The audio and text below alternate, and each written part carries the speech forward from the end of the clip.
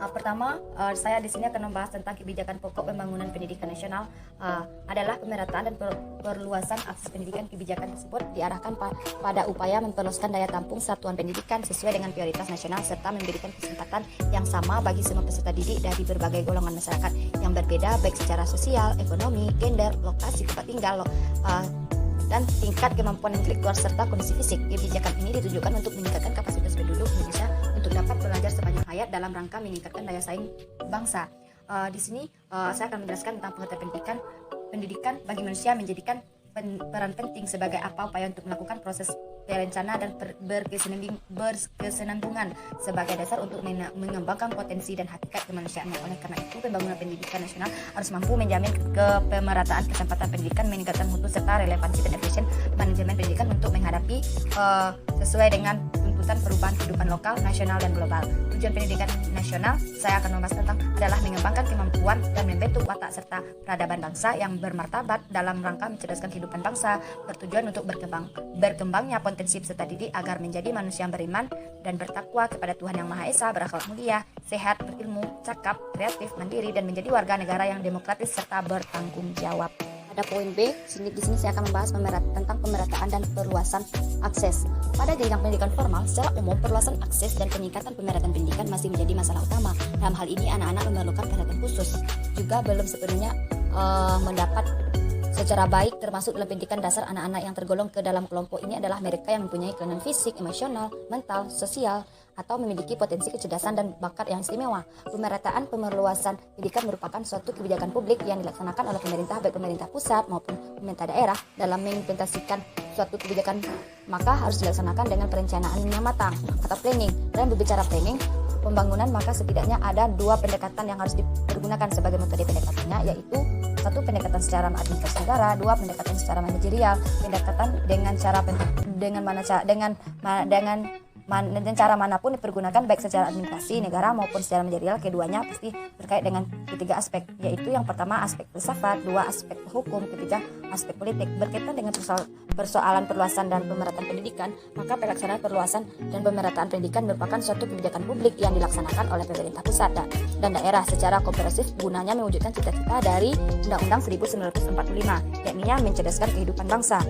Diketahui bahwa anak merupakan generasi penerus bangsa, sehingga jaminan pendidikan terhadap anak haruslah menjadi perhatian pemerintah, baik pemerintah pusat maupun pemerintah daerah. Nasib anak tergantung dari berbagai faktor, baik faktor makro maupun faktor mikro, yang langsung maupun tidak langsung. Di Indonesia, Undang-Undang 1945 merupakan acuan dalam kehidupan berbangsa dan bernegara, atau konstitusi, telah menjaminkan hak-hak dasar dari anak-anak yang kondisi sosialnya kurang beruntung, sepertinya yang dibahas pada pasal 34 dan pasal 38. Akan tetapi jaminan negara terhadap nasib anak-anak yang kurang beruntung tersebut kadang hanya sebatas replika belakang. Dan perluasan dan pemerataan pendidikan merupakan satuan pendanaan kata memiliki makna yang hampir sama. Perluasan pendidikan menekankan bagaimana upaya pemerintah untuk mengadakan sarana dan prasarana pendidikan, kemudian menyediakan sarana dan prasarana tersebut mencapai seluruh pelosok Nusantara antara daerah yang terpencil. Pemerataan pendidikan memiliki arti yang lebih makna, bagaimana upaya yang dilakukan oleh pemerintah agar seluruh masyarakat dapat memperoleh hak masing-masing dalam mengakses pendidikan. Dengan kata lain, tidak ada perbedaan antara si miskin dan si kaya. Demikian juga tidak ada perbedaan antara masyarakat kota dan masyarakat desa. Poin C itu peningkatan mutu pendidikan yang relevansi dan daya saing. Jadi yang dapat saya kutip dari Jenderal Guru dan Tenaga Kependidikan Kementerian Pendidikan dan Kebudayaan, yaitu Bapak Supriyono, mengungkapkan terdapat 4 aspek yang harus diperhatikan dalam upaya meningkatkan mutu pendidikan. Yang pertama, kepala sekolah berlaku secara nasional meliputi kurikulum dan tujuan nasional.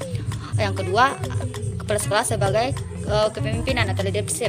Hubungan ekosistem berjalan di sekolah antara guru dengan kepala sekolah, orang tua dengan guru maupun dengan siswa dan seluruh yang ada di satuan pendidikan.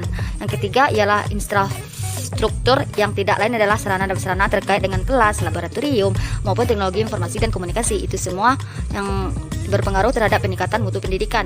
Yang keempat yaitu proses pembelajaran yang menyenangkan, yang berinovasi dan penuh kreativitas dapat mendorong anak-anak terbangunnya motivasi. Namun proses pembelajaran juga tergantung dari potensi guru, kecapakan guru, dan kemampuan guru. Proses pembelajaran yang mendorong kreativitas juga mendukung untuk memenuhi 4 kompetensi yang harus dimiliki generasi bangsa dalam menghadapi tantangan abad 21.